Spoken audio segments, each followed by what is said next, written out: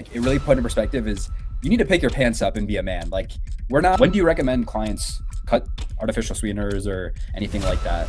I don't cut them, even in peak week. I keep everything consistent, right? I'll put you guys on with the biggest digestion hack that I know. This solves a ton of digestion issues for clients. So did you see the TikToker that got caught with cheese pizza? Of course. Yeah. And making a clean sweep today, walking away with the debut novice and the overall goes to athlete number 1, Gabriel. Some follower questions. What brands are you guys with? Nothing. No clothing, no nothing. Left Audentia? Free agent. Yeah. Okay. Yeah, I'm just with Define. And then I don't have a sub sponsor. A sub sponsor would be nice though, bro. Free protein powder. Hit us up, bro. Hey, whoever wants us, come and get us. Hey, I wanted to join Echo, but bro, now that I think about it, they sponsor that goo kid that I hate, the 17-year-old that just promotes gear to like teenagers. What? I didn't know they sponsored you. Yeah, bro. He and like some of those like gear talk kids are sponsored by Echo, so I never want to be affiliated with them. So I'm gonna have to pass on ever joining Echo. Damn. Yeah, I'm good off that too, not gonna lie. With you see all the controversies they're in right now? Yeah, with Brev and who else? They kicked the homie Trend baby, bro. Like not chill. I thought I saw a TikTok today about TNF talking to Brev, but I don't know if that was like him getting press. I don't know if that was. I think he was pressing a little bit. Yeah. I think so. I don't know. That whole group, man. It's not for me. Yeah. It's something, bro. I don't even know. Funny, though. They make very satire but funny content. Hey, did you see the TikToker that got caught with cheese pizza? Of course. Yeah. Yeah, but I've been saying this. This is not in relation to anything that I'm like I'm not trying to say I do anything bad, but it just made me put in perspective. Like, and if you, any guys watching, if you're around our ages, we're all similar age. I think I'm youngest here. I'm 20, but like it really put in perspective is you need to pick your pants up and be a man. Like we're not kids anymore. And like you got to stop fucking around, even if it's like speeding, even if it's drinking. Like, pick your pants up, bro, because you are a man now, and you are responsible for your actions. Hula was 18 years old, and it's like what he did was really fucked. But like, you are responsible now, and you cannot be doing dumb stuff. The worst part of it all, in my opinion, is the comment sections, bro. There's his people defending him. There are people saying like free him in the ones that I was scrolling on, and I'm like, this life cannot be real, bro. Free him? Are you kidding me? I think it proves BP real then. Over his looks, yeah. Yeah, literally. Because how he looks, yeah. What did he get a sentence? Like, does he have? Yeah, he's in jail. He's in prison. Do you know how long? Like, probably not any bond or anything. They said it was like high end 20 years or something. But he'll probably with parole, and stuff. He'll be out. Bro, his poor girlfriend, dude. You saw she found it. Oh, that's like she thought he was cheating. Well, he was. Like that's you trauma. Don't think about that. Trauma for the rest of your life, bro. Yeah, that's awful. You have to see that too. Yeah, she said she was. Oh yeah, I just saw the Gideon clips, and I was like, oh, it's so sad, so sad. Yeah, disgusting, bro. Well, I guess first topic here. Run us through how your prep's going, Davis. Dude, breeze. Yeah, it's been a breeze this whole prep. I'm 3 weeks out now, so that means I've been in prep for a little over 11 weeks. So it's been a pretty decent long prep. I had a really good starting point. Me and Gabe were talking about that before started recording. My start point was a lot better than the last prep, and that made this prep significantly easier. If you're starting from a lower body fat, it makes it so light. The prep was so much lighter. I didn't skip my cardio during the bulk. Calories didn't get like too crazy, and it just I felt like I was cutting on eating easy mode this whole prep, and until recently, the fatigue is setting a little bit, especially with my 65 minutes of Stairmaster every single day. So it's getting to me a little bit, and then balancing my client load and trying to post content as well has definitely fatigued me a lot, but it's going amazing. I think I'll place pretty decent. I'll place better than I did last show for sure. Yeah. Hey, at the end of the day, it's you versus you, bro. You can't control who shows up. Exactly. But you can bring your best package. First question for you, do you split that 65 stairs up or do you run it all in one rep? So yeah, the way my day is structured is if you guys have ever done a bodybuilding show, that you start waking up earlier. So I'm up at like 7:30, which is nothing crazy. It's probably going to start to get earlier. And then I'm out the door for the gym by like 9:30. And with how many clients I have now, it doesn't make sense for me to split up my training and my cardio session. So I just have to knock it out or else I'm going to be swamped by the end of the day with client work. And, I have to schedule calls to check in with some of these guys to make it work with their schedule. And, I'm trying to be as selfless as possible during this prep and just make sure I'm providing a good service to these guys. So I just put it all together. I'm at the gym for like 2.5, 3 hours. My sessions aren't too long, but yeah, I don't split it up. Okay. So you do a post-workout? Post-workout, 65 minutes straight. Banger. I bet you can't wait to get home to eat. Dude, oh my God. The way I split it up, actually, it makes it a lot easier. And a little tip, if anyone is cutting aggressively, is I have my 5 rice cakes pre-workout, and then right before I get on the Stairmaster, a little glycogen boost, a little top off the liver glycogen. I have 2 rice cakes, and it's like a little nice thing to look forward to after my workout, and then it gives me a little bit of energy, to get me through my cardio. There you go. Yeah. I can barely do 25, bro. You're a trooper. 25, bro. I get snaps from Leland, and it's like him drenched in sweat. He's like 15 minutes in. Yeah. Are you cutting right now, Leland? I'm sitting around maintenance. I'm eating around 3,100 calories a day, doing 25 stairs 6 days a week, 10,000 steps. So pretty close. I'm 173 morning weight. I might be a little under my maintenance, but I just plan to sit here. Bro, 3,100 maintenance for 170 pounds that's high. That's real good. That's real good. Absurd. Which I've stayed around the same weight the past month and a half. Yeah. I'd say. No reason to put on unnecessary body fat. Like absolutely not.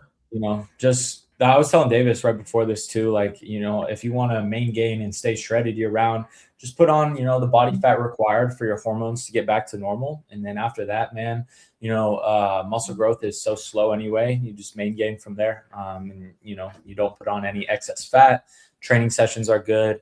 I would say the only thing you want to do is you want to make sure you just have enough carbs in you to have good training sessions still, because obviously your sessions won't be as productive if you're still trying to keep calories low and then you don't have enough carbs to fuel your workouts. But if you got good lifts, then you can stay lean. It really just depends on your own body fat set point with your hormones, and then B, your training sessions.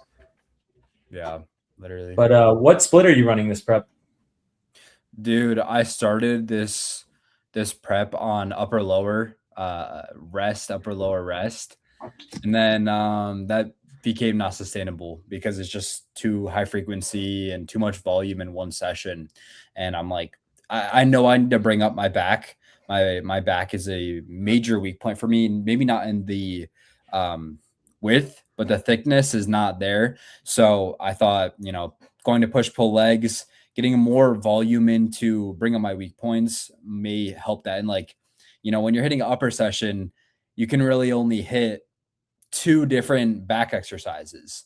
And then, you're trying to manage your fatigue. So with push-pull legs, I can throw in 2 different lat variation exercises, 2 trap exercises. And that helped me a lot, switching to PPL and then getting 1 rest day. I'm in the gym a little bit more frequently, but my sessions are also shorter. Mm-hmm. Yeah, dude, two leg days a week as a men's physique guy is brutal. Like I usually just have my men's physique guys hit legs once a week because obviously legs aren't judged. Upper body's the priority. And those leg sessions are tough, right? They build up a lot of fatigue if you're training hard. Had one today. It was brutal, not gonna lie. And then 65 after. Yeah. So Dude, it's Le- 2 leg workouts essentially. Leland, you're on the upper lower pill, right? So I actually just switched back beginning of last week. I was on push-pull legs for about a month. When I went up to Michigan last month to see Davis and PT Toddy, me and Davis had a talk. I was going to switch to push-pull legs, and I don't know. I like that full upper pump. It's just my preference, and it worked for me. I ran it, pretty much every day this year so far, and even December whenever I was in a surplus, and it worked for me. So I'm back to upper lower, yeah, and I love it. I think I'll run it for a very long time. What variation of it do you do? So I'm on upper every other day, so one set of everything essentially, yeah. Wow. So Sometimes how many rest days is that a week? It's like 1.5 maybe. It's upper lower. That's cool. It's like one rest day essentially. It's like 6 every 8 sessions, so 1.5. Yeah. Okay. But I mean, the lower days, it's still 2 a week or 2.5 a week. So. Okay, so you do more upper days than lower days. That makes sense. Yeah, upper lower. Yeah. Yeah. Yeah, doing lower every other day would be absolutely brutal. Fuck that. Yeah. Doing more than 2 lower days for me though, it's hard on my knees because I had a ACL tear 2 years ago, so it's been rough for me since. I mean, they say your knee will never be the same. I mean, it's true. Yeah. It's Which true. Do you have any muscle imbalances from that? Like, is one of your quads? Yeah, I think my left leg, the one that I didn't tear, that one is much stronger, I would say, only by a little bit. I've brought up the weaker leg very at a good rate, I'd say. I took my physical therapy serious to get back into baseball season, and then even after, I was still doing the isolated movements that they put me on, and then building strength up slowly. I'd say right now it's very, very close to be the same as my better leg. What do you guys have most of your clients on? Is it just depend how many days a week they can work out, or do you put a lot of them on like the upper lower pill too? It's one or the other. Some of them come to me and ask most of them ask for my opinion on it, but then I want to know what their availability looks like, of course, and what they're currently trying. But most of the time it's either, push-pull legs rest, or some of them even prefer push-pull legs upper lower. But I mean, I talked to Davis about this one time before. It's just like, if you're going to do 2 times frequency at push-pull legs, or push-pull legs UL, and they have the time for both, you might as well do the same push-pull legs twice, because it's easier to track in progressive overload, because the sets are the same. Like, you're doing, let's say, a Smith machine bench on both, but then your upper day, or if you did an upper day later in the week, it might be in the middle of the session, so you're going to be significantly weaker on your upper day in that sense. So I tell them that, and then they still decide, and I optimize it perfectly for them. But most of the time it's a variation with both of them, if not just one of them. Cool. What about you, Davis? It really depends. Usually I just ask them for their split preference, because I don't think split really matters that much as long as you're getting 2 times frequency. Mm-hmm. So it's going to be about enjoyment factor, especially with majority of my clients being lifestyle. It's like, it doesn't really matter. If they want me to throw in what I think is best, I'm going to put them on upper, lower, or push-pull legs, depending on what their schedule looks like. But most of the time I'm giving them like push-pull legs. I think I'm biased because I'm on it. That's like a little bit of like recency bias, and like what I'm doing, I incorporate that into a lot of my clients' programs, but yeah, it's usually just what their preference is. I'll do Arnold split, even anterior, posterior. I just go in and I optimize what I think the good amount of volume for them is going to be. Enjoyment is key, bro. Enjoyment is key. Oh yeah. Bro, what's always fun is building out workout programs for like a sick gym. Like, I have a couple clients that go to Absolute Recomp in Texas. And have you guys seen that gym? Dude, I have. Is it in Dallas? Yeah, two of my clients have FaceTimed me, and they're like, check this gym out. And I'm like, oh, I've seen that. Yeah, it's huge. It's massive. It's probably the best like gym. They have like 5 of them in Texas now, I think. It's best gym in America, probably, bro. Just Panada, everything, best equipment, like all gold, insane posing rooms, so cool. And we're getting one in AZ. Really? It'll be done by the end of 2026. It's gonna be like 40 minutes away from me. Wow, That's kind of brutal though. I'm gonna move over there just to go to it. No shot. Not Davis, you even think joking. you think we could speak on our plan the end of this year, moving down to Yeah, Dallas? yeah, we can definitely announce that. We haven't announced anything, but me and Leland have a mutual friend who's actually my hometown best friend, who is doing his own thing. We both became very close with him, and we're kind of like a trio now. Anyways, he's kind of doing his own thing with window cleaning, and me and Leland are obviously coaching online. But we kind of realized that we're talking a lot about business, and we're very business oriented, and you are who you surround yourself by. So we're thinking about moving to Dallas, Texas. So yeah. that's kind of the game plan. Big environmental change as well. I mean, Yeah. we're in the Midwest. Yeah. And they got some sick gyms in Dallas. They got an absolute recomp there, and other gyms too. Destination Dallas is there. That's like the Gasp one, I think, where all those big bodybuilders train, bro. There's a ton in Dallas. Yeah, we're gonna have haven't fun. been anywhere other than a YMCA, bro. It's gonna be a big one for me. So, are you at a YMCA, Leland? Yeah, every day, bro. Okay. And Davis, you're at Crunch, right?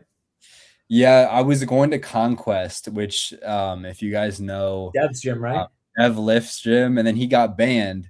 And I was actually having a membership through my insurance that gives me access to a bunch of gyms in the whole nation. It's through Blue Cross Blue Shield. It's called Fitness Your Way. It's kind of a hack. It's $30 a month. Gives me access to like 7,000 gyms across the nation for $30 a month. Yeah. So I was getting access to Conquest, and then they decided like, oh, there's too many kids using this, so we're gonna boot all of them. And then Dev got banned, and I'm like, I'm not gonna pay individually for Conquest when I have access to 5 other gyms in the area, and then plus outside of Michigan, there's so many gyms I have access to. So right now I'm at Crunch as my home gym, and I'm in East Lansing, which is where Michigan State is, and all the college students are gone. So it's basically just empty. It's basically a gym just for me. Yeah, I mean, you can make gains anywhere, but environment, like Leland said, dude, environment is everything. And like, dude, when I'm at my freaking, gym in Scottsdale and I pull up and there's a McLaren right here and there's an M3 right here and an M5, and I walk in and there's IFBB pros, bro, like you just don't get a bad workout ever. That's hype for you guys, bro. Dallas is dope. Yeah, I'm jelly. Do you know how much the membership is at the Absolute gym? Recomp? Yeah, I think it was one.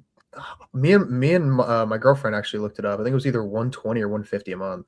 Yeah, totally worth it, bro. Something between that. Yeah, I mean, if you're going every day, and especially because we are creating content, right off, it would also be. It's a write-off, literally. Yeah, it's a write-off. That's what I was thinking. That's funny. Yeah. All fitness stuff's a write-off. Well, I think first topic I wanted to ask you guys here, coaching questions, and then we'll get into some of the ones people sent in. But what are your guys' favorite, like, underrated dieting hacks? Leland, you got it. Okay. I know those are crazy. I ran this all last summer, and that was the high fiber buns and the high fiber keto tortillas. And I know that's basic, but it's just like when I can literally, I was eating 2 burgers on like 96.4 beef with fat-free mozzarella for a meal, and then Cajun seasoned thin cut like potato fries. It's like 500 calories, and it would fill me up for like 3 hours. I mean, yeah, I'd probably be on the toilet that night for 2 hours, but yeah, I mean, man, when you need the deficit, bro, it's that easy. I'd say that's my favorite. That's a good one. The high fiber stuff will mess you up sometimes. In the off season, okay, just out of just can't be doing that close to a show. I just made a video about that. I said avoid them at all costs for your digestion. But all right, give us one, Davis. This is hard. I have so many. I'm gonna say it's kind of basic, but what I've been doing when I have a lot of food noise during this prep, what I've done is I have my meals. So I usually have like 4 well-rounded meals throughout the day. And then in between, I decide to throw in a little small like snack. So I cut up strawberries, 250 grams of strawberries, and I throw that in. Like if I know I should be eating every 2 hours, 3 hours, that midpoint So every 3 hours is gonna be an hour and a half. I'm gonna have like 250 grams of strawberries. So keeps my brain occupied, gives me a little bit of dopamine, and it's like 100 calories. So Right. Okay, fire. I would say mine is big salads. It's kind of the TNF method, but you just take your allotted amount of veg, right? So you get 150 grams of green veg. You just do 150 grams of romaine lettuce, right? That's a ton. That's a huge salad. And then you just put your chicken breast on top, and then you put Joey Swole sauce all over it, bro. Joey Swole sauce and mustard, and you get this huge salad that's basically just chicken breast and some lettuce. But it's a huge, delicious salad if you've got the right low-calorie sauce. So been using the Joey Swole ones. I love them, bro, for salad. What's the best flavor of Joey Swole? I like blue cheese, so the buffalo blue cheese. I need to try them. You or the creamy. Gabe put me on. Yeah, I'm not gonna lie, Gabe. I saw your video. You said it was a shop ad. I think it just kept getting on my For You page about if you're gonna use it every day, who cares about the price? Like if it's gonna help you reach your goal. And you bought one? Same day, I talked to Francesca and we bought it. Yeah. Oh, creamy. Dude, that one went viral, bro. That one got like 300K views. I think I got like 40 Ninja Creamies sold off of that. Holy commission. Dang. That's actually wild. That and cream of rice is pretty much all I sell. Are you guys onto cream of rice? Are you guys tapped in? He is. I'm not. Yeah, I know you just do rice cakes, right? Elevate. Cakes. Bro, I just tried the new Muscle Sport one, Leland, because it's like the only other one besides Elevate that's $20. I saw Raw, bro. I wanted to try Raw's new one, and it's like $40. Like, are you kidding me? When the other ones are Farrell's is pretty. I think it's like 27 per. I think, which is like slightly more expensive than Elevate. I got that new Muscle Sport one with the weird flavors. I got like the sugar cookie, the Nutella, and Dubai chocolate, and it's actually really good. That sounds gas. I'm not gonna lie. You just gotta make it right. Stovetop all day. If anyone else makes cream of rice, you gotta do it on the stovetop. It's so much better. I definitely microwave mine. I microwave mine, bro. Not gonna lie. That's all good. Okay, next question. So, tap into the stovetop though. Trust. It takes the same amount of time. Right. You just need to whisk. What is your favorite underrated like micronutrient dense foods? Kiwis, bro. Kiwis. I'll be on that forever. Yeah. I was gonna say salmon. Okay. Definitely salmon or avocado. Omega-3s. Omega-3s they're so underrated. I need to make a video on that. One of my info videos, but I'm gonna talk about omega-3s, dude. Like most people are deficient. That's why you would take like a fish oil capsule. But you should still, by the way, guys, you should still supplement with it, even if you get it in your diet. Definitely. Like I try to have salmon at least every 3 days. And then on top of that, I'm taking like double the serving size of fish oil every single day, regardless. Yeah. It's just so good for your brain and recovery, dude. Yeah, definitely the method. I rip salmon too. Salmon and rice is so good, or salmon and potatoes. I just cook it in the air fryer, bro. So easy. Mm-hmm. Well, what's yours, Gabe? Okay, I'm gonna put you guys on. This is a real underrated one. I guess kiwis are pretty underrated too. Salmon is normal. Salmon is a good one though. It's essential. It's like the best fish for omega-3s you can get. That and sardines. Sardines are good too. Brazil nuts. Do you guys know what those are? Yeah. That's actually really underrated. I've actually never heard of them. They're so calorie dense though. I just have 10 grams a day. They have selenium for your thyroid production, right? Helps with T4 to T3 conversion, and your TSH and your overall, thyroid with the ingredient in there, selenium. And so that's why I started taking them, but they're really good if you crush them up and put them in Greek yogurt, right? You get that like crunch type of thing. Or I'll just eat them real quick for a quick snack. They are very, very calorie dense, like most nuts. But I just have 10 grams a day, and then, get that selenium, get the healthy fats, omega-6s in there. And they're super micronutrient dense with other minerals. The one that I always think about is making the switch from peanut butter to almond butter for the That's I do that. I do that for all clients. I would just program in almond butter for all clients. It's like way too normalized to just have peanut butter instead of almond butter. Walnuts are really good too, because most nuts are rich in omega-6s, like almonds, peanuts, Brazil nuts, right? Those are all omega-6s. But walnuts are a little bit different. They're rich in omega-3s. So if you can find walnut butter blend, that's real good. I use like the Nutzu 7-seed blend. So I think it has some walnuts in there. Or you can do like the same thing that I do with Brazil nuts with walnuts to get some omega-3s. Chop it up, boom, boom, boom, put it in the Greek yogurt bowl, get a little crunch. So valid. That's valid. But yeah, eat your nuts. They're pretty optimal. Hell yeah. They're pretty optimal. But hey, yeah, how's coaching going? How many clients do you guys have that compete? I'm at right now. It's definitely a minority of my guys. I think we're at 4, and we have 2 people competing on the 20th. Someone competing at the end of August, and then I have a guy doing summer shredding in September. And then he has probably one of the craziest frames I've ever seen. He's 17 years old, and I want to get him on the OCB stage. What's up? Are you gonna go down there for that? Should I? Shredding? If you're gonna be in Dallas by then, you should drive over to Houston because I'm gonna go to that September summer shredding. I'm low key.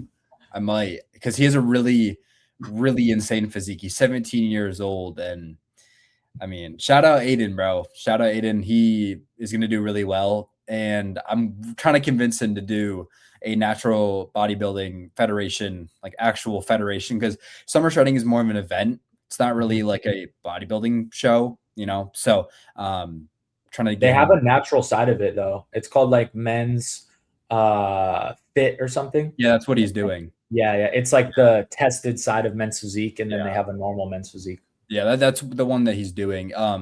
Is it like same poses, same exact? Yeah, same exact poses, just tested. Yeah. Okay. That's the one that he's actually doing. And then I still want to get him, you know, on stage in like a federation style, probably like OCB, just because that's what I'm most familiar with. But yeah, so 4 total clients competing. Okay, when does the first one compete? When will you be officially like first client on stage? June 20th, and I'm really like first ever client stepping on stage, and I'm really happy with the look. We're like 4 weeks out, and I'm like, he's ready to get on stage, which is the way to do it. You should always be prepared ahead of time, and then you can, you know, run mock peak weeks and everything leading up to it just to see what works. Might have to reach out to the peak Natty himself and get a little guidance, but yeah, I'm really happy with how he's looking. June 20th though, I'll be officially a prep coach. I'm excited. But yeah. What about you, Leland? Are you all lifestyle, or do you have any guys competing? I'm all lifestyle, and I have my style of you guys have competition. I do blood work analysis actually on my highest tier, I guess is what we'll call it. But yeah, nobody on stage yet. I think I need to learn a little bit more before getting into that. You're gonna step on stage, and yes, I will be competing in my run me through that. When next year or what?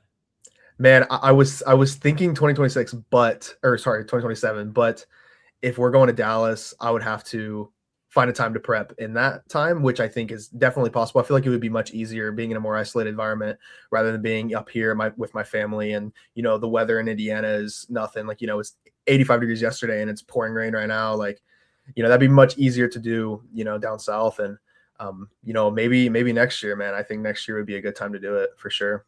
Yeah. I'm gonna compete next year again too. Really? Yeah, I was gonna take like 2 years off, be this like coaching but we got something to prove next year. Body's healthy, we're feeling good. Is that the first time you're announcing that?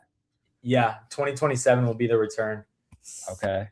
What's the plan? Like just I'm done with OCB. I'm gonna run a NPC tested local, probably the same one I did in Phoenix here, and then go to nationals after that and take a run at the Ben Weider, which is where you become a tested IPU pro. And then I also want to do a third show. I don't know if it's going to be an untested show and see how I stack up against guys on gear, or if it's going to be a WNBF show and I just try to snag the WNBF pro card while I'm in season.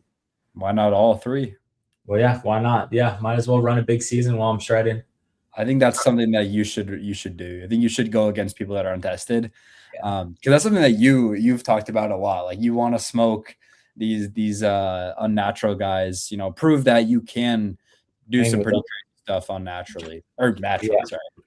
Yeah, the homie Brinks honestly inspired me to do that because there's this untested comp here in Arizona where you win the title Mr. Arizona, and it's untested. It's by the same promoter that does the natural show that I do, the one I'm going to do again, and that one is right before. And if you win, you become like Mr. Arizona, which is really cool. And so Brinks won that a couple years ago, so I might have to make a run at it.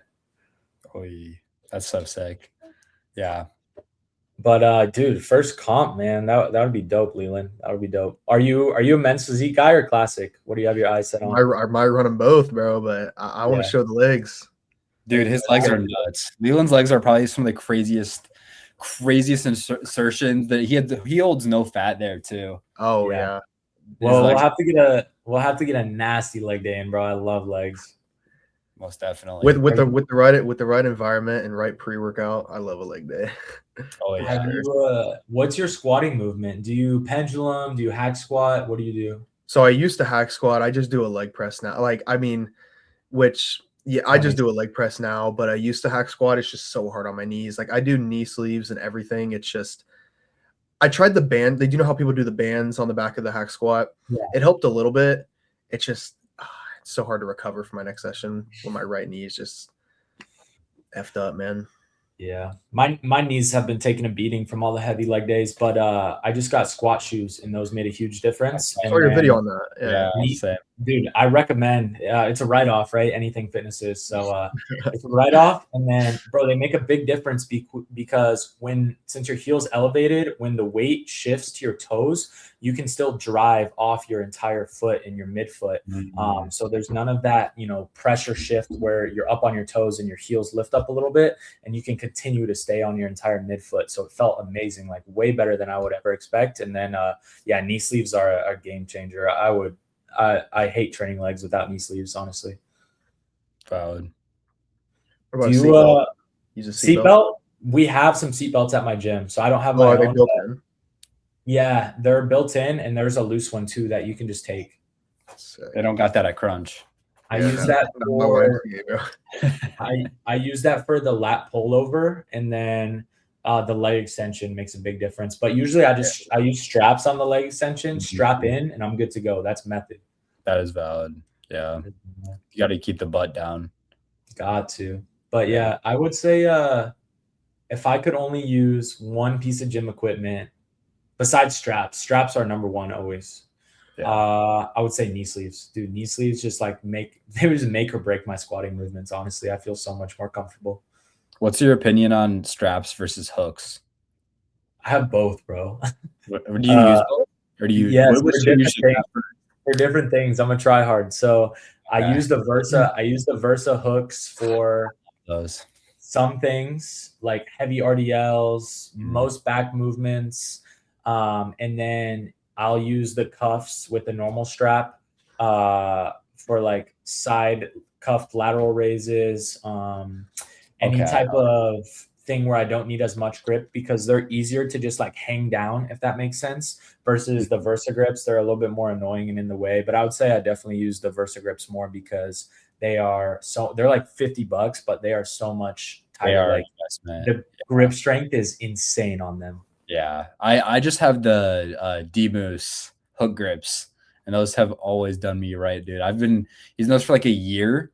Oh my gosh, my back would be so much smaller without them. It's such method, and then also RDLs too. Yeah. You can literally do this, and it's hanging from your wrist, and you don't even need to hold it. And like 3x my hamstring growth, dude. Swear.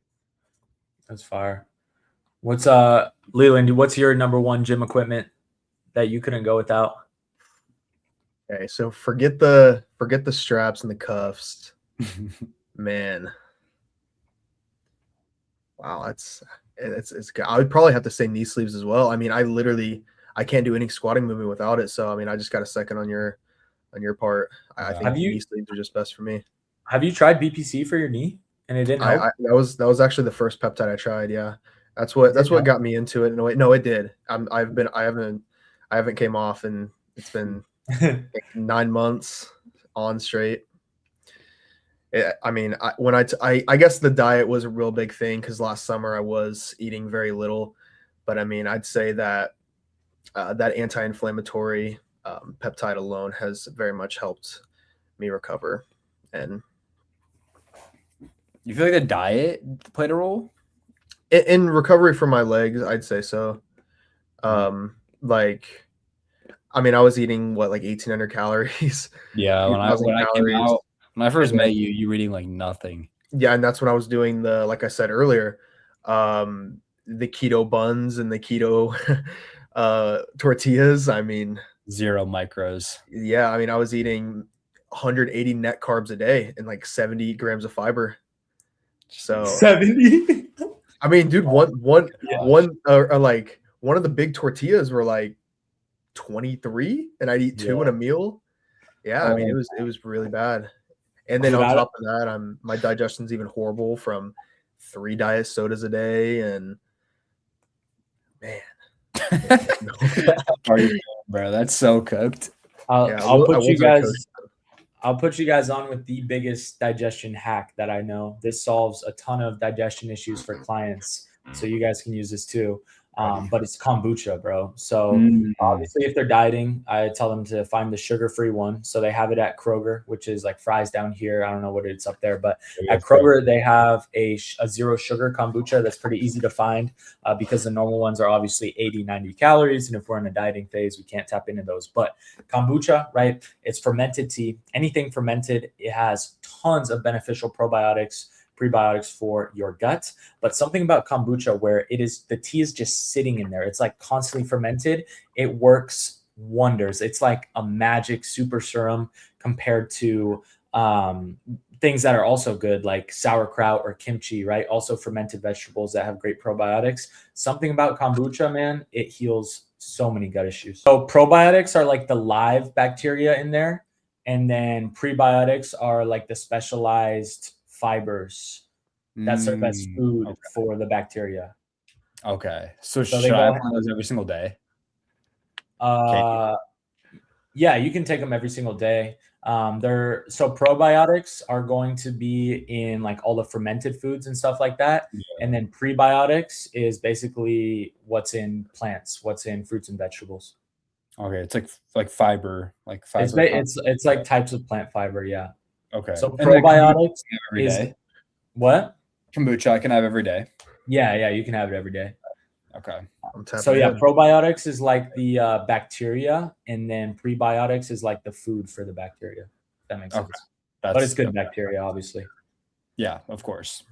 Okay, sweet. I'm gonna tap into that. I'm actually gonna use that every single day until it gets cut by MD. So yeah, no. So then kombucha would be rich in probiotics mainly, and then stuff like sauerkraut, kimchi would have both, right? Because they're vegetables that are fermented. Pickles count? Yeah, pickles are fermented. Okay. Damn, I was just curious. Okay. There you go. Have you tried sauerkraut or kimchi? It's pretty gas.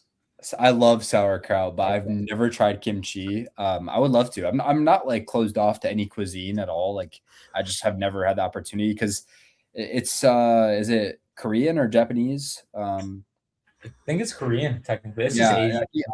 I think it's just the Asian cuisine, but basically, I've never seen anywhere. It's just fermented cabbage, basically, but with like spices to make it a little spicy. It's pretty good. Yeah, I would love to try it. Yeah, I mean, I'm gonna try the kombucha though until MD says I gotta cut all that stuff. Then because is it sweetened artificially? The 0 sugar one? Yeah, it would be. Yeah. So yeah, when do you recommend clients cut artificial sweeteners or anything like that? I don't cut them, even in peak week. I keep everything consistent, right? This is how I approach things. Why would you change things up in the most important week, right? So during peak week, right, you just want to keep things consistent. Things like their low-calorie sauces, right, the sodium in them, it can add to their look. So if I like the look, man, I don't pull anything. I just keep things consistent. I literally tell them to keep in their sauces, right? You want to keep the consistency as, maybe you pull it and they lose some of that sodium and they start to flatten out. The only thing I'll cut is carbonation closer to the show. Okay. Just like 3 days out, honestly. Really? Three I'll pull, days. I'll pull carbonation, but I don't pull any type of protein powder, any type of sauces, any type of pre-workout, any type of artificial stuff. I say as long as it doesn't bloat you, it is fair game. And then the only thing I will pull is things like gum with the sugar alcohols, and then carbonated stuff a couple days out for the carbonation, not even because of the artificial sweeteners. Okay. Yeah. Okay. That's good advice. I would have never thought about that. I mean, I know I've taken on that approach as well, as like consistency. Why change those things? You know, if they're not causing any issues, you know, it's only going to harm your look. It's going to change it. You know, consistency is going to be the biggest thing with bringing the physique that you want. As soon as you start messing with that, the whole physique changes. But yeah, it's like when people carb up with food they haven't eaten all of prep. Like, bro, what if you run into an intolerance? Like, why would you gotta test these high carb days with the same foods you're gonna use for peak week? Yeah. And so, you know, with my guys, that's just more carbs of whatever they're eating, you know, more cream of rice, more rice, more potatoes, more rice cakes. It's just more of what they're eating. And then the only thing that changes in peak week is towards the end, the last couple of days, I will cut vegetables to keep the GI nice and empty, right? Cut food volume. So veggies get pulled. And then I'll typically still keep fruit in for the fructose.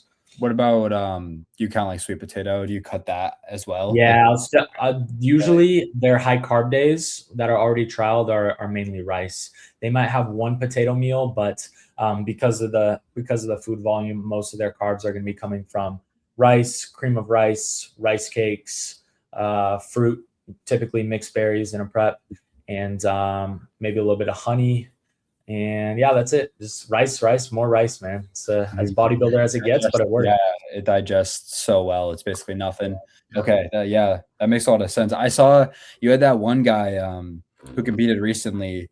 That didn't he become like intolerant or allergic to like olive oil or something?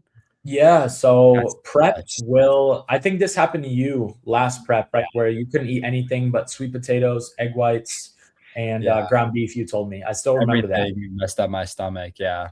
Yes, and this is what happens when you are a natural and you get single-digit body fat. The body starts to do weird things, and one of those weird things is food intolerances or things that didn't bother you before will creep in. And so he had been doing olive oil, avocados, eggs, all of prep, and then all of a sudden, when he got like to single-digit body fat, they started making him break out in like allergic reactions. His hands, his face were like tingling. So we had to cut all those foods right away. But yeah, body does that as it did with you. But have you been good this prep as far as food goes? Yeah, up until recently, actually. Like I was saying before, like I hit a wall with my energy and my fatigue, and I started running into like really bad bloating again. So I'm trying to narrow it down to figure out. You know, Michael Donato is kind of more just guiding me right now through my prep. I'm kind of eating my own foods, kind of getting my own steps. He's really just guiding me through my posing and my cardio, other than that, and my macros. But other than that, I'm kind of doing my own thing. So I'm trying to figure out what's causing all this bloating. And I think I've narrowed it down to a few things. It may be my Light and Fit, Dannon Light and Fit Greek yogurts, or artificially sweetened drinks. So today's my day. I'm trying to figure out, I cut out carbonated drinks as well, just to get that out. You know, we all know that can really cause a lot of bad indigestion, especially when you're in prep, you're using those in excess. But cut those out completely, and now I'm just having like zero sugar Minute Maid. I'm spamming those, and I'm seeing if that caused anything. But other than that, yeah, I'm trying to figure out what's causing this indigestion. I haven't ran into any issues until recently, but yeah, it's super weird how your body does that. And it's like, that's crazy that he started breaking out in like hives and stuff. Basically. Yeah, his hands would get really hot and his face would get really hot, and then he couldn't sleep. That's scary, dude. How'd you determine, like, how'd you get down to that where you realized that's what it was? So first things first, when assessing a food intolerance, right, he would eat a meal and it would hit right away. So we would know it was something from that meal.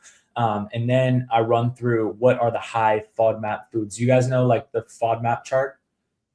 It's like basically there's a high FODMAP fruits and vegetables and low FODMAP fruits and vegetables. And high FODMAP fruits and vegetables are ones that are harder to digest, that most people have intolerances with, right? And low FODMAP fruits and vegetables are, there's a whole chart that you can look up, but low FODMAP fruits and vegetables are ones that are easy digesting. Most people, like, there's like no allergies to them, blah, blah, blah. So things like avocado, that is a high FODMAP fruit technically. And so, you know, a lot of people are allergic to avocado. So, you know, first things first, it ran me through that because he's eating like potato and meat meals and breaking out. And I'm like, okay, he's probably not allergic to potatoes. He's not allergic to, you know, ground beef unless he just got bit by that new tick. And there's none of those in Arizona. They're actually up in Ohio. And like the Midwest. So you fools better be careful. And I'm like, okay, it's either his seasoning or his cooking spray that he's cooking with. What's he cooking with? Avocado oil spray. And so cut that, boom, immediately fixed right away. And then he switched to olive oil spray and it was still happening. And so I made sure I had him like cook meat without oil. And then, yeah, he didn't have a reaction. So I was like, okay, it's the oil, it's the olive oil. And then, yeah, we pulled that. So just got to narrow things down one by one, use the FODMAP chart. And then typically like you just got to like know, you know, typically someone's not going to be allergic to like potatoes or meat. It's going to be something else, whether it's a vegetable, whether it's something like an avocado, whether it's dairy. And then you always have to pull things one by one. When you pull it one by one, you're going to be able to find, you know, what it was. If you add in or take out a bunch of things at once, you'll never know. Yeah, that's okay. That's valid. Okay, hell yeah. But yeah, hopefully you can find out what it is. Yeah, just pay attention to the meals that bloat you, and then you'll be able to figure it out, narrow it down from there. No, yeah, I'll be chilling. I still got 3 weeks. Yeah, that actually made me think of a question though. Do any artificial sweeteners bloat you guys? Because like, dude, low key, nothing. I mean, I'm in the off season, so I'm not in shredded like you, but bro, nothing bloats me. Like I can drink like 5 diet sodas a day. I can have, you know, a bunch of artificial sweeteners, protein powder, and I don't have any sort of bloating whatsoever. The only thing that'll bloat me is like more the other ones, like the sugar alcohols, like erythritol and maltitol and like those ones. But like aspartame and sucralose and like diet drinks, those don't bother me whatsoever. I don't really have any issues really. Does anything ever bloat you? Yeah. Like where your digestion is like cooked ever? I mean, yeah, any like health foods that nothing. Broccoli. No. Broccoli. Oh, I guess mixed vegetables. You know, that especially like, I mean, I do frozen mixed vegetables. I had to cut those out. You know, I was pooping them out in whole, bro. I know it's nasty, but like zero digestion on that, man. Like really killing my GI. Like it was bad at one point, and then I mean it went away, and now I'm just running asparagus and broccoli, and it's been working really good for me as my vegetables. Yeah. Broccoli. Last prep, broccoli and cauliflower was the worst for me. Like I was starving, but my stomach had never been that extended out before. It was weird. It was super weird. I'd never experienced that before. And it was like, I looked like I was pregnant and I just cut it entirely. I know that's a pretty common one. But I was handling zero sugar drinks fine.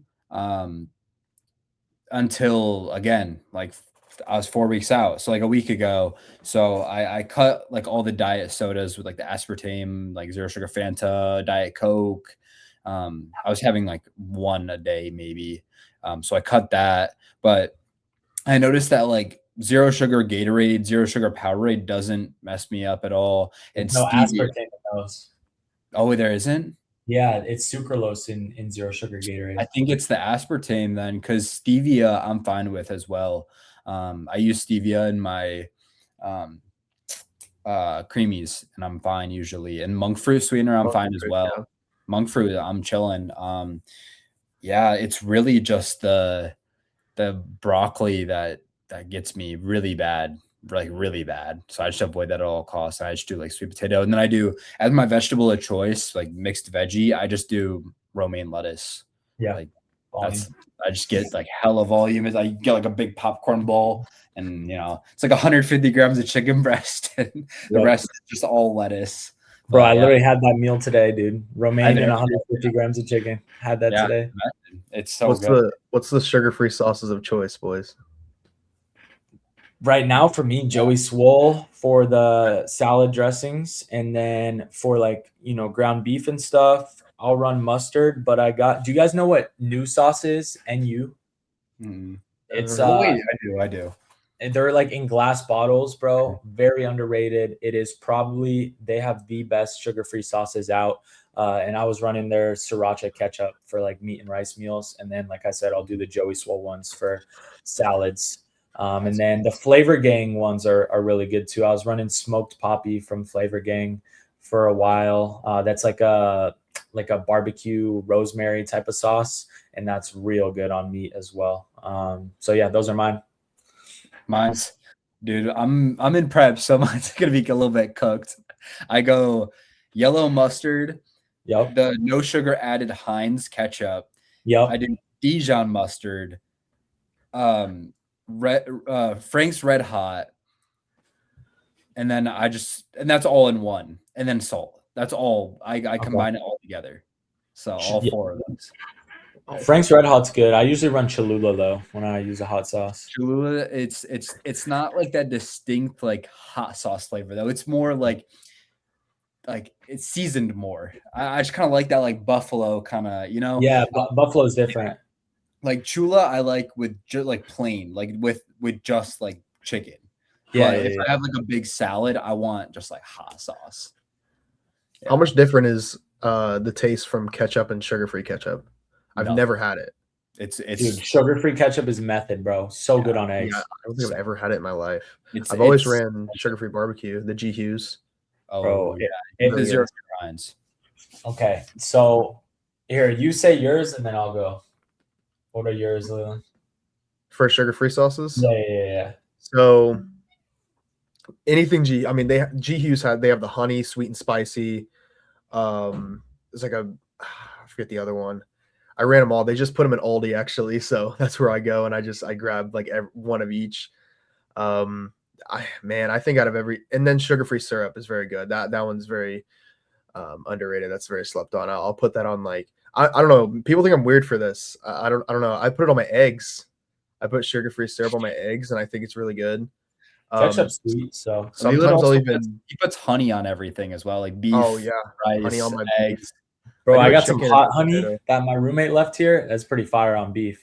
That's valid. I do chicken and sweet potato and honey and eggs.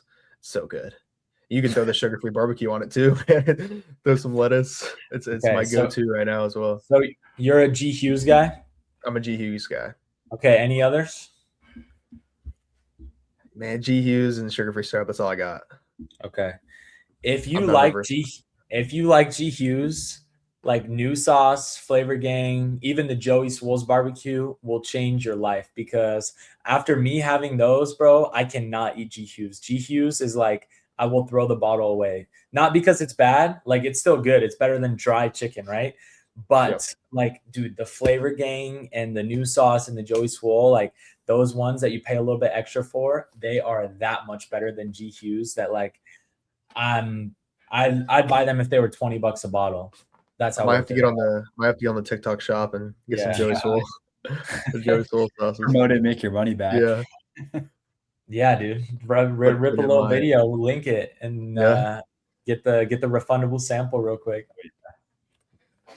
I'll get the commission off it if I put it in my separate accounts showcase, and I put it in my cart through the showcase. Oh yeah, both of you guys have 2 accounts, right? Yeah, I have 2. Yeah. Why do you how do you separate them? Run me through that. So actually this is kind of funny. So I made a second account to do TikTok shop and just follow back all of my supporters on my main account, just so I can be more personable on that account. But most of the reason why I made another account is actually I got banned on TikTok shop on my main. So I made a separate account solely for that reason, but then it ended up just being more of an account that I just reply to my followers content. They also DM me on there, and I'm big on that. I like to reply and answer DMs. Like, I'm fully caught up as we speak, and mostly with my second account, it's really to really engage with my audience.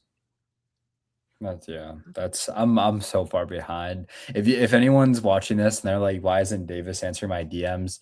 It's because I have 800 in my requests. So I'm really behind on that. But my reason for having a second account is I didn't even think about doing TikTok shop. I'm not gonna lie.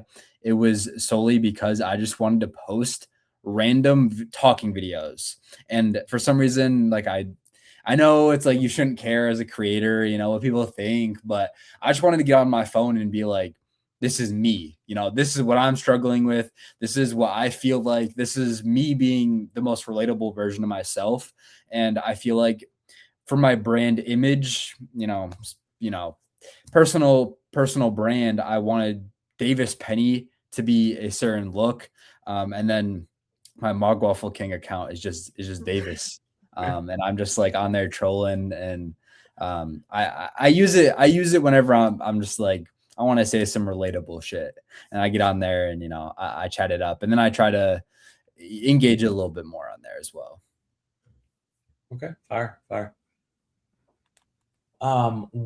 This is a question I get a lot from people. So they're like, how did you start coaching? How did you learn so much and get knowledgeable? So we'll kind of run through all three of us, but Leland, go first. How'd you learn to read blood work? Where'd you learn how to be able to assess situations and problem solve? How'd you learn how to program, right? All the coaching knowledge that you need to. What education have you done for yourself? So the biggest thing was, obviously, 5 years in the gym, you're going to learn a lot, just naturally in that process. And, posting on TikTok for 3-ish years, 2 years-ish, consistently, you're going to learn a lot, especially when you post and, the algorithm that you put yourself on and the videos that you watch. But, with the blood work specifically, actually just, I learned the hard way from myself. And I had to actually, look those things up and figure them out within myself to help myself. And, lots of knowledge out there. You can go on, you can look anything up nowadays and find what you need. And, the big thing about, coaching itself is what people don't understand is that, people will come to you and they'll be like, okay, why do I need to have you read my blood work? Why do you need an assessment? Why do you need to provide this to me? And it's just like, accountability plays a big role, and people will argue and say that, they can find this knowledge anywhere. But like, if I have that, especially when I've built trust with my audience and they need help with, with their blood work analysis or with their coaching, I like to have all that information to be able to, provide that to them. Obviously it's true information and stuff, but, most of the information just came over time, obviously, naturally through, posting and watching and just doing it and learning. And obviously, like I said, learning the hard way with the blood work, unfortunately, but, just over time and, looking these things up. And that's just, it all just comes to you naturally. And I'm glad it did. And, you live and you learn. And I don't want anybody else to go through that, whatever I did. We don't have to go to that, but I don't want anybody else to go through whatever I went through when I started. And, now that I'm able to help these people, it makes me feel better because they're not put in that same situation. Yeah. Information's free, man. You can look up anything these days. Yeah. Yeah, it's huge. That's so true. Yeah. I get the same questions. Like, people like, why could I just not look this up? And, it's like Leland said, it's literally accountability type thing. And, you become an authority figure the moment you start posting, whether you like it or not. You're someone that people look up to now. And that's just kind of how it is. The biggest reason that I've gained, the biggest thing that's given me knowledge over time is just trial and error, like literally seeing what works. And if my physique hasn't been changing, then something needs to change. And, we're talking about consistency, but obviously we've learned that over time. I also want to credit a lot of my bodybuilding knowledge to Michael Donato, MD, for, any questions that I had, he always answered for me. And I learned a lot through him, as well as other people in the industry. Talking to Gabe whenever I have questions. He's always given me out a bunch bunch of free game to me. And then even me and Leland talk almost every single day, and we go back and forth all the time on the phone, just giving each other information. And that's a huge one, is just talking to people, other people that are knowledgeable in the industry. I've learned a lot through other people. And then, I mean, not only that, I've taken courses in kinesiology at a university level. I obviously didn't graduate, but you know, enough where I feel like I'm pretty well educated in this sort. And you know, if I ever feel like there's a topic that I want to discuss in my videos, my informational videos specifically, I do a ton of research on that. You know, first thing I do is just go look at the studies. You know, people, you can chat GPT them if you want, but I'm going in depth. I'm looking through different studies to get my information, my resources correct, so I'm not just spewing out AI slop. But yeah, I would say the biggest one is talking to people in the community, and knowledgeable people at that, to gain more knowledge, and then overall just educating myself through reliable resources. Okay. That's fire. Yeah. Self-education is huge. I did so much self-education through like podcasts and YouTube videos, man. I've listened to like, hours and hours worth of bodybuilding podcasts just to learn more about, you know, peaking, reverse dieting, right? What to do with situations, because I was actually going to make a reel on this. So like, when it comes to like lifestyle and, you know, macro coaches that provide like a workout plan and macros, you know, they don't do anything like blood work or any problem solving or anything like that. Like, yeah, you're kind of just paying for accountability. But with a bodybuilding coach, like I can genuinely say you're paying for knowledge, right? There's just so much stuff when it comes to problem solving, when it comes to things like fatigue management, sleep management, stress management, energy needs, protein, fat, and carbs, nutrient timing, fluids and electrolytes, you know, blood work, glucose management, prep, you know, linear loads, front loads, back loads, rapid back loads, linear loads into back loads, priming for peak weeks, high carb days, refeeds. Like there's so much knowledge that comes in bodybuilding that someone is genuinely paying for. Like they're paying for my service of knowledge of you know, the plan to get them with their best look on stage and primed with a de-stressed physique. So at the end of the day,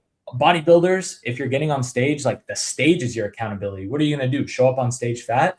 And with a bodybuilding coach, with like, you know, mainly guys I work with, which are mostly just all natural bodybuilders, it does come down to knowledge. So it's a lot more than accountability, and knowledge comes through learning.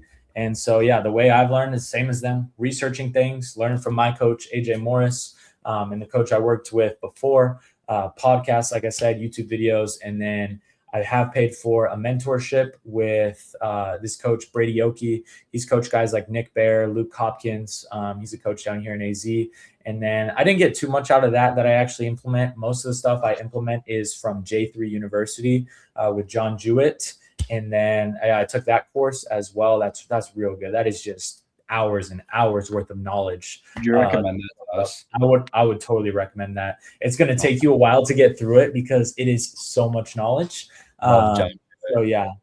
He puts out, you don't even have to pay for the course to get knowledge from him. He puts out so much free YouTube videos and free podcasts.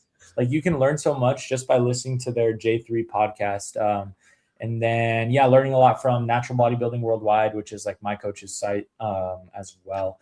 And then, if anyone's interested in learning, you know, the in-depth education of what it takes to put someone on stage, I also have Peak Natty University. So DM me about that. That's open? That's open. I got my first client in that already. He's already made back his investment, bought a car, and is full-time coaching. What? Can you talk about that? Yeah. So he's absolutely killing it. He's my first like mentee. And so, you know, obviously I am mentoring him through it. He's about halfway through and he's already started coaching. So I mainly focus on the educational side, right? Running through modules right now. Like right now we're on fluids. So like today's module that I sent him was in-depth, you know, kind of loom video on potassium. And so, we're running through fluids and electrolytes right now. He's about halfway through all the educational, you know, coaching knowledge type of stuff. And then once a week, we hop on a call and go through the business side of things, how to close people, you know, how to gain new clients, everything like that. So We do that once a week for an hour, and he implemented it. It's everything I do. I just, kind of show him everything that I do that works, right, to be able to coach full time. And he implements it, and it works for him as well because he has a great physique and he's knowledgeable and he gets good results with his clients. And so, yeah, now he has other clients coming to him. And yeah, it's been awesome. That's real rewarding as well. And that's fun. That's a good switch up from just like normal bodybuilding coaching, switching to kind of like a mentorship. 100%. Gabe, I have a question for you.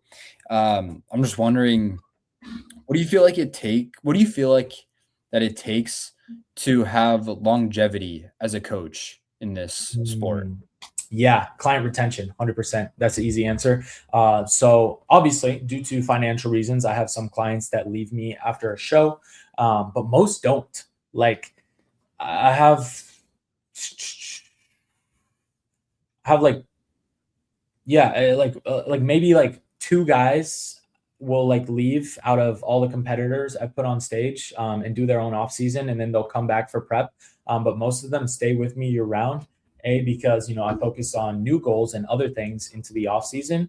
But when you provide a good service, and they look up to you as a coach and you get elite level results, right, they're only going to benefit from you be able to oversee them year round and, work them through an off season until their next show. So yeah, longevity as a coach comes from people staying with you year round, obviously, for that reason, but also that's a good indicator that someone is a good coach, right? If you guys are coach shopping and, this guy just has clients for prep and then they leave right away, then, that might be a sign, right? They're going to other coaches, stuff like that. But if you have a coach that people are staying with them year round, even out of prep, then that's a very, very good sign that they provide an elite service. And also guys that will leave, just to save money, right? Not everyone's in a financial spot to pay for coaching year round, and then come back to them for their next prep. So that's a very, a good sign as well. But that longevity, client retention will definitely keep you going because those clients are going to recommend you to other people. And those clients obviously stay paying for your service. So it's kind of like a double whammy there. And then people see these clients competing year after year with you or just constantly progressing with you. And then that's also, showing your good results. Can't deny good results. So yeah, I would say longevity all day. That's valid. Yeah. Okay. Good content too, growing on socials. Like we all monetize our coaching business through socials at the end of the day. And so continuing to grow on socials is always great as well. But I have learned this from other coaches. You can have the best physique in the world. You can become an IFBB pro, and that will not blow up your coaching business. What will blow up your coaching business is making other people turn pro and making other people get insane results at the end of the day. Yeah.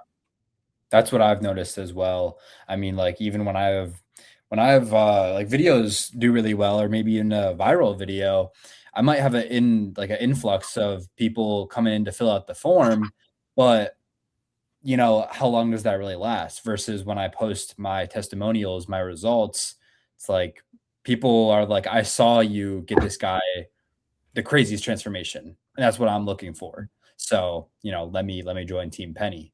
So I completely agree with that. It's all like result based. It really has nothing to do with you and your physique. It's going to be, can you provide the result, which makes the most sense. Obviously if you show that you can do it for yourself, that's great. That's where you can start. But if you prove that you can do it for other people as well, and people from different starting points, that's where I've noticed the biggest change in my business. Consistently too. Yeah. Oh yeah. That made me think of a good question for you guys. So obviously all our coaching businesses have grown, right? We have a lot of clients, and something that's very important as a coach is to maintain a proper client-coach relationship and have there be some sense of professionalism. And we are all younger coaches, meaning we attract younger clients. So how do you guys maintain professionalism and the proper client-coach relationship where, things are normal and how they should be, and it's not more so like they're, how it is. It's professional, right? So how is there any little tricks that you guys do to maintain professionalism? Because that's something I have started to do. I have to make sure people understand, like, hey, please do not call me, text me anytime. please don't call me though, and stuff like that. And, you know, other things to be professional, because it can be a good thing when you aren't too close to a client. Obviously, you're going to be closer to some than others, just depending on how much they text you. And there's no problem with that. But there has to be some sense of professionalism. So have you guys run into any like stories where you had to, you know, implement some type of new rule or anything like that? How do you guys manage it? I guess it doesn't really have to do with a client that was onboarded or even on the team, but you know, usually when you are in the process of onboarding, in my system at least, you're contacting me through my personal number or a carrier like WhatsApp to get onboarded. And I've had multiple guys, you know, if they decide maybe it's not the perfect time for them to join Team Penny, you know, they weren't aware of the price, they weren't aware of what was going to be happening, and maybe they're gonna hop on in the future. But in the meantime, I say, you know, if you have any questions, you can reach out. I've had a lot of people take advantage of that. They just will send me a picture of their physique. They text me every single day, like, yo, man, like, how much cardio are you doing? How much are you eating? And number one, that's not really the client that I want to take on, because there's kind of a disconnect there. But also, yeah, like dealing with younger guys, especially, like they don't really know that balance socially. So I have to reach out and say, hey man, that's not really fair to my current clients, that you're communicating with me right now. So, you know, if you're not on the team, then unfortunately we can't continue communicating. And this is also my personal number, so it's not really fair. So yeah, I guess creating the disconnect from people that are supporting me, which I absolutely love and it's amazing, and people that are on the team, because I'm going to prioritize them because they, at the end of the day, are paying me. Yep, 100% agree. That's what I was going to say to that line, because it's not out of disrespect or anything. It's just simply, it's not fair to the clients who are paying for your service, right? Because, you know, it's for obvious reasons. What about you, Leland? So I was actually, this is what I was going to say. It was going to be totally off. Actually having a client would be, you know, the future client, I guess I would say, you know, taking advantage of that. But you know, I know this is kind of, you know, scheduling calls and stuff like for your clients. It's something that you would typically do, but then some of them don't really have. Sometimes, like I'm very talkative. I converse with my clients all the time. You know, like I'm on touch with that. Like even with guys that I've previously talked to that didn't feel like it was right to join the team yet. You know, I reach out a lot. And I feel like sometimes I take it too far in a sense. And then I kind of put it up on myself where they reach out as much. They're like, okay, he's texting me every day. Like I can do the same. So then, you know, to maintain that professionalism, I've had to dial down on that just a little bit for myself.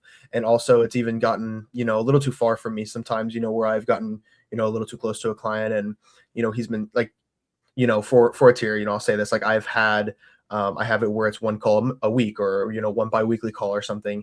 And, you know, they'll be like, oh, can we call right now? Like I have, it's urgent.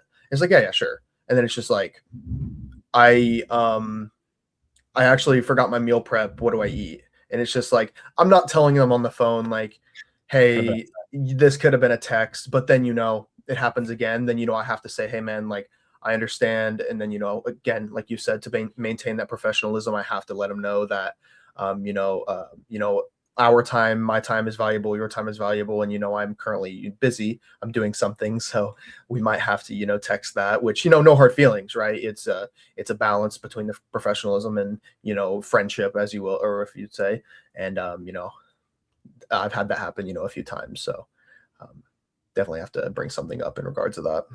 Yeah, it's something that happens to a lot of people. I think it's an important subject to touch on here, because it is important to understand that, you know, we're running businesses and time is money, and we have a lot of other clients to attend to. And yeah, things need to be professional. Things need to be scheduled. So that's why you also have to have the proper systems in play, you know, whether it comes scheduling calls on a calendar and everything like that and staying organized. What's one way you guys kind of stay organized with everything? Do you guys like live and die by the Google Calendar?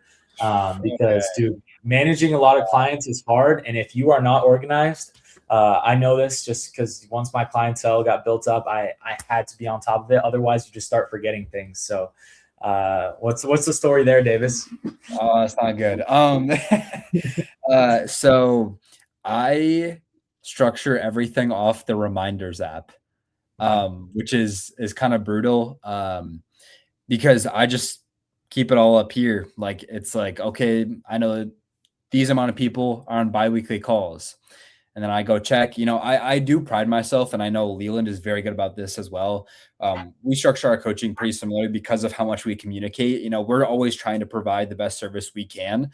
So, me and Leland both very much pride ourselves on communicating with our clients very often. And we're on top of that. Like, if they're not reaching out to us every single day, we're reaching out to them every other day to make sure that they're good and that they're staying on the plan. So I pride myself on that, but everything's through the reminder app. So if I know someone has a biweekly call, I'm going to text them and be like, yo, man, like, let's hop on a call this week because we didn't last week. And I put in the reminder app. It's like 3 p.m. And then I get the reminder and I look at it. I'm like, shoot him a call.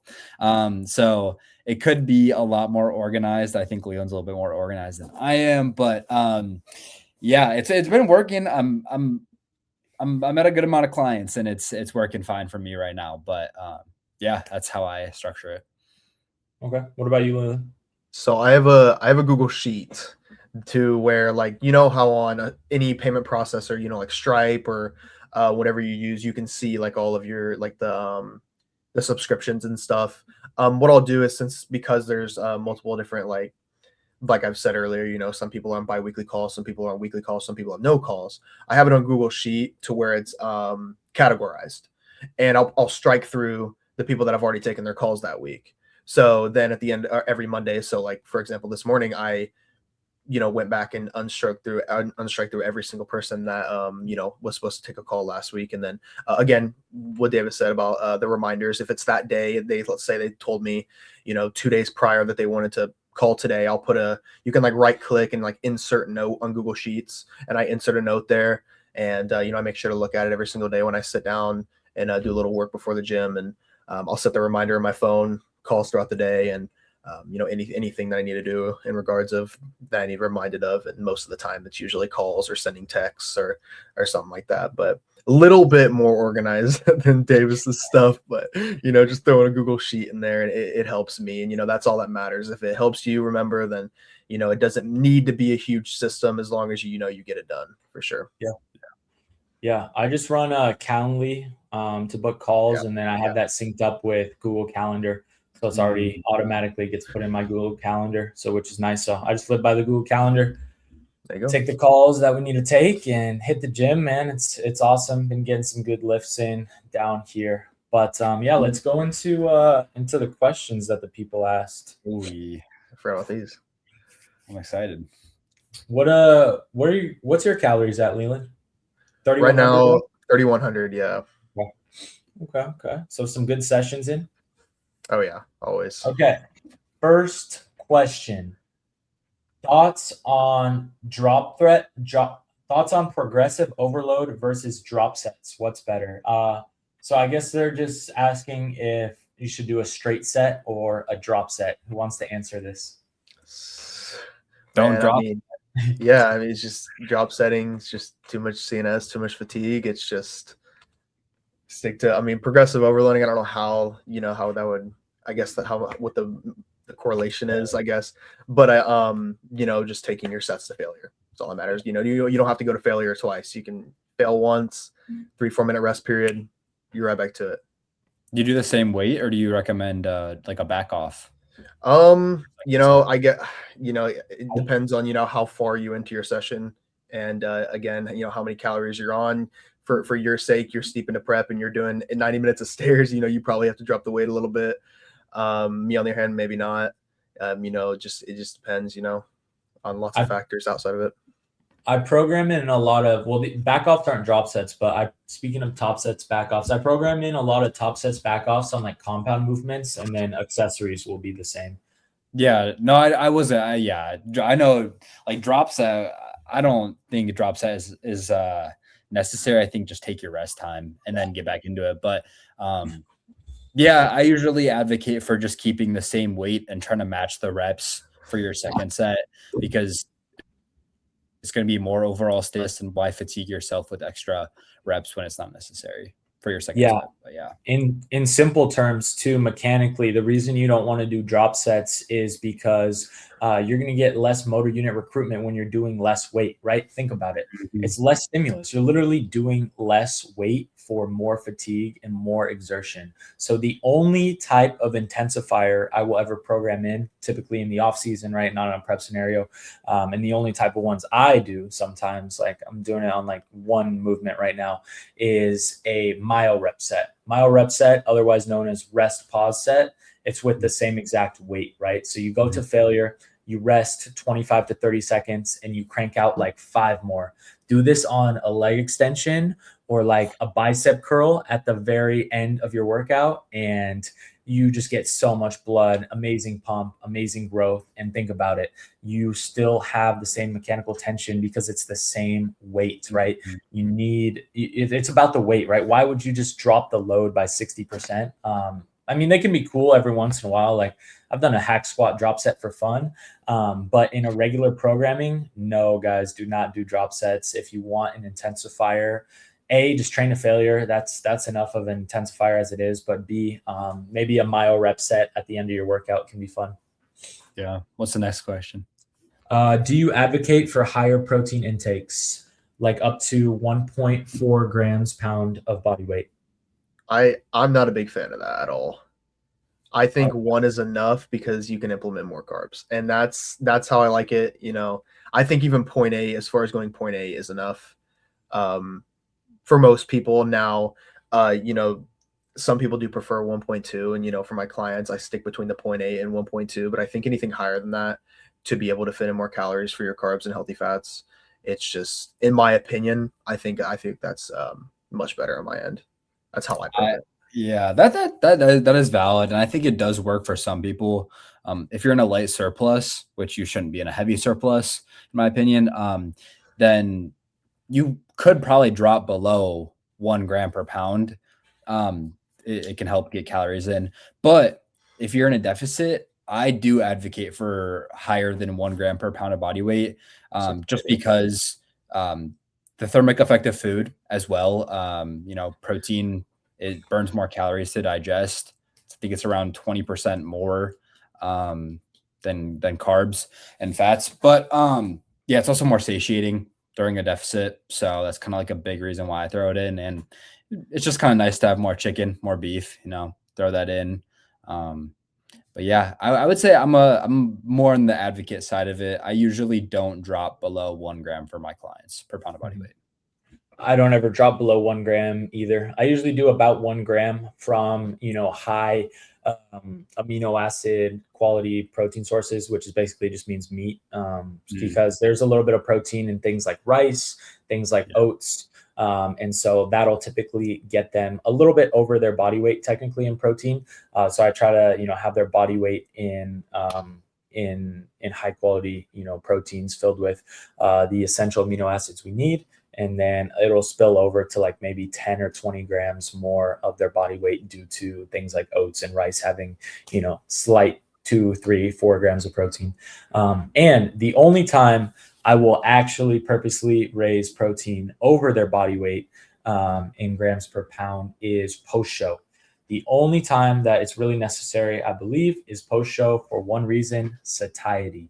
When satiety is at an all-time high and someone is struggling with the reverse diet, it can be very beneficial to bump protein up to, you know, like this person said, maybe 1.4 grams per pound of body weight, simply just because of satiety. And at the end of the day, adherence is everything. So that's a little trick that can help with someone on the reverse. Yeah, you're not going to build more muscle or maintain more muscle with higher protein. So yeah, it's just more of the preference. So yeah, besides the reverse diet, and I don't even do that for every reverse diet. It's all on a person-to-person basis. But besides the reverse diet, 1 gram per pound of body weight is all I do. Next question: should I eat back calories from activity? No. The point of doing more activity, I've made so many videos on this. The point of doing, people see the Apple Watch, bro, that says calories burned. They want to eat more. So inaccurate. The point of the activity is to push it to a deeper deficit. Exactly. So you can have higher food. Exactly. You start with higher food and then you push the activity to put you in a steeper deficit. You don't add food if you do more. Now, I guess if you have a habit of pushing your steps much higher, which puts you then sure, then add in food consistently, but not like if you do 10,000 more steps in one day and it's just that one day, you don't add in more Just food. I tell my clients, think of it as like a bonus. It's like a little bonus if like one day you get extra steps. Yeah, it's like, oh, you're just in a little bit more of a deficit. Mhm. Like that doesn't mean you're rewarded more food. But yeah. So funny. Okay. Davis, you can answer this one. How to properly reverse diet after a cut and still keep shreds? Yeah, I mean, ultimately, there's a lot of controversy out there about this topic. You know, should you reverse diet or should you just go straight back to maintenance? You know, and you can go back to maintenance. You can, but that's more for the average person. If you are coming from very low body fat, sub 10% body fat, you also probably your starting point, you probably are significantly lighter, potentially 30 pounds lighter than you were before. So your maintenance calories, you can guess it, but it's not going to be the same as it was before because you're significantly lighter. So you work your way back up. I advocate for starting with a little bit higher of a jump at the beginning from what you were at before your low point. Like 200, 250 calories added back in. Example, 2,000 calories you add in to 2,200. And then as the weeks go on, I like to inverse it. So think of it as when you add the calories, the following week, you drop your cardio by 5 minutes. Then the week after that, you add in 100 calories. The week after that, you drop your calories or you drop your cardio to 5 minutes again, you know, until you're at your desired cardio. I personally won't go below 20 minutes of zone 2, zone 3 cardio. But yeah, until you're at maintenance and you're maintaining your body fat and your weight, that's kind of how you do it, is flip flop the dropping cardio and adding in food. I take two approaches to it. So sometimes some people's bodies are shot after getting to extreme levels of conditioning for the stage, right? So a bodybuilder that I bring them lights out peeled for the stage. Sometimes the body's shot. And so their reverse diet and having them gain a little bit of weight so that they can begin to feel normal again and begin to restore hormones and restore their recovery in body. So their jump is going to be a bit higher versus someone that's not experiencing any side effects of their body being cooked from getting to super physiological levels of low body fat. And so with that individual, right, they're not having any signs. They still have their libido. They're still sleeping through the night, right? I'm going to be able to take it a lot slower, like what Davis talked about, and keep them lean and do like a slow reverse diet versus the other individual that I'm just trying to get their body healthy again. Yep. 100%. All right. Leland, you got this one. Best ways to upgrade content. Ooh. Okay. So I think the biggest thing, you know, in terms of, I'll answer this in terms of views and your personal brand. So in terms of your personal brand, the biggest thing that you can do is just show your personality and talk more. I struggled with that a lot, and it was scary. You know, I've just recently started, you know, on both accounts, you know, my frame logger account and even my main account, I've started incorporating my voice more, and it's like helped. You know, it's just like it builds more trust. It builds more trust and more of people that actually like who you are. You know, you'll get a follow because you post opposing video, right? And then it's just like, okay, now he has an opinion on X, or he knows what he's talking about. So it's like, okay, I really do like this guy. Now, in terms of content for views, the biggest thing, you know, is just follow the algorithms. You know, that's the biggest upgrade that you can do, is just follow, maybe not copy somebody, but, you know, find, you know, sounds that work. You know, sometimes even, you know, sounds will just blow your video up, or, you know, you're throwing relatable content, you know, just, you know, following the algorithms are the biggest thing for views and, you know, just getting your name out there. And I think another big thing is collaboration, mutual respect from other people that are in the game. Like my first mutual was actually Davis last June. And, you know, now that we're hanging out and, you know, out of freaking move to Dallas, you know, perhaps that's on the schedule. So, you know, things happen when you just one, take action, you know, and putting, you know, being consistent on top of, upgrading, your content, like, and incorporating your voice, or, just simply following what works. That's the best way to do that for sure. Yeah. Yeah. Don't just post your physique. Actually talk, man. Yeah. Actually, be personable and be relatable and provide value. And, you just spam your physique, like, it's going to get you nowhere. You're not going to, doesn't work. You've got to talk. You've got to show your personality. You've got to be authentic, and be controversial too. Make some talking videos that get people commenting, and copy yourself. So when you want a talking video to blow up, you got to think about it like this: what can I say to spark other people to comment? And when people are engaging and when people are commenting, video is going to rip. And then copy yourself. So look at your videos that do best and do more of those. It's really simple. People just post their physique, and literally, like, you can't even see their face. They post their physique and downlighting a few times for like 2 weeks straight, and then they get confused why they don't blow up. But it's so much more than that, man. I remember last summer when I was grinding, I was posting like 10 TikToks a day or more. And my friend Winston, he was posting like 20 a day. Like, on the come up. Winston's the reason why I started posting as much as I did, because I was posting once a day, and I saw, Winston, he was pretty popular around this time last year. And I started posting 10 times a day as well. And I gained around 30,000 followers in around 5 months. So post. Post. Be yourself, be authentic. Don't be like everyone else, man. Like, have your own thing. Like, dude, we got Mog Waffle right here. We got the Frame Mogger, and then we got Peak Natty. Like, you gotta have your own thing, bro. You gotta be yourself. Like, you gotta. It'll come authentically too. Don't force it. Yeah, no. 100%. Yep. Okay, this is for all of us. What songs push you to hit new PRs? Also, what songs got you through prep? Leland, bro. He has a signature song. PRs. Signature song? Oh, the Yolando Rayo. I forgot about that song, dude. It's been a minute. Leland went viral with the same song like 40 times.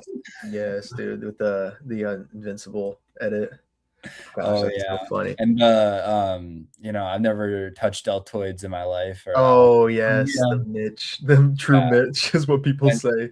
Went viral so many times with that one. Man, I think PRs, just the funk, bro. I mean, even like I've been on that since the 2022, man, when I was going with 4 guys to the gym. We were PRing every week on bench. We were doing the Brazilian funk, but even now, it's more of like, they call it the Black Pill playlist, where it's just like the in your ear, it's almost like ruining your eardrums. I think there's nothing better than that. But some days I'll even listen to like my indie playlist with like TV Girl and stuff, and maybe not for PRs, but just to chill and have a good session. Nothing better than those two. I always rip on SoundCloud. Someone made a Just Your Doll Jump Style song, and they put me as the cover. So you're on SoundCloud? Yeah, I'm on SoundCloud. It's tough. I there's people in the comments of it too, and it gets me so hyped, because it's like, it makes me feel like, damn, I really have an impact, and it's cool to see that, and it gets me hyped, like more so than the song. It's like, damn, I really have an impact. But yeah, bro, that is so sick, dude. I want to be on I just found it. You found a song? No, I found it. That's it. I want to be on a SoundCloud. Yeah, that was me when I was peak skinny. Yeah, not peak natty at that point. Peak skinny. I freaking, dude, I love hard style, bro. Right now in the off season, I listen to like more like white girl hard style, and stuff like that, or like some of the hard style edits. And then in prep, when we're really digging, when you got to go to that place where not a lot of people go to, that place Davis is entering right now, I pull out the David Goggins hard style edits, and in prep they keep me going. Right now, if I listen to them, bro, it just like gives me these horrible feelings of flashbacks to prep when I was like a walking corpse. But in prep, when you're like digging hard, like the David Goggins, Tom Platz hard style edits, them screaming in your ear, man. Like, when you got to push, those will get you right. So those are mine. Or just the TikTok sound audio screen down method. Oh yeah, I can't do that. When you're doom scrolling mid-sets, you have to put the phone down. That's the method, bro. And you actually throw your phone down and it's screen up and it's really embarrassing. Yeah, I love that too. All right, what are you guys' long-term bodybuilding goals? So I know, Leland, you're about to compete for the first time. What's your goal for that? Because you're just gonna get your feet wet. You don't even yeah.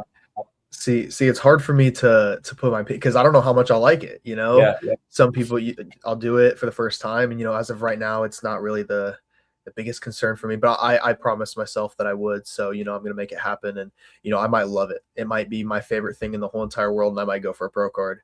But as of right now, long-term goal is to just be an influence and help the world learn, and that wants to be in my shoes. So but you never know, man. We're all young here, 20, 21, so it's going to be it's going to be a lot of learning and changing my mind when it comes to long-term goals. But I may love the stage, man. I may love it. Yeah, classic will be dope. I'm hyped to see that. Oh yeah. Yeah, for me, my bodybuilding goal, natural pro card, OCB, natural pro. Like I'm going for it this time. Obviously, I think a lot of people with the new audience that's coming to the bodybuilding world is amazing. I think a lot of that has to do with Michael Donato and his clients, me being one of them. No glaze, but and also Gabe's clients as well. But yeah, and I have a lot of people saying like, you're going to turn pro, you're going to, pro carding coming. And I love that because it gets me really motivated and really hyped. But at the same time, I don't think most of these new gens know how it works. And, I appreciate all the support on that end, but it all depends who shows up. Ultimately, I'm around 155 pounds. I'm pretty light. I'm not a big guy. I could win my pro card or I could not. So we'll end up seeing, but that's my ultimate goal. And then also more big picture. Yeah, I want to inspire people and I want to, motivate people to better themselves more so in the mindset side of things. Looking at like people like Greg Plitt, Tom Platz, I think I have good things to say on par with them, and I need to mature a little bit more, but I think that I really have good things to say and I want to spread my message just like they did. Yeah. Yeah, dude. So self-improvement as a whole comes with bodybuilding, man. Like you get into the gym, you start improving your physique, then you start to callous your mind, as David Goggins calls it. You start to improve your mindset. You start to improve your discipline. And so, yeah, Greg Plitt is an awesome guy. There's some fire hard style Greg Plitt songs too. But yeah, so I already have my OCB pro card in men's physique. Now I compete in the NPC tested. I do classic.